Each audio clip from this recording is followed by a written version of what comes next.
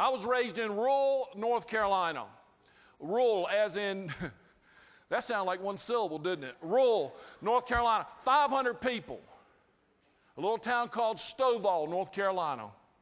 Notice no one applauses when I say that. Even people from North Carolina haven't heard of Stovall. I was raised believing that tobacco was a vegetable. And gravy was a beverage.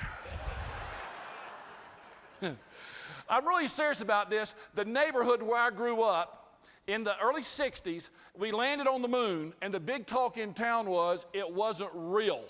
It was faked by the government. I don't know if you heard that, but that was the big rumor in our town. Everybody believed landing on the moon was fake. Now, wrestling, they thought that was real. So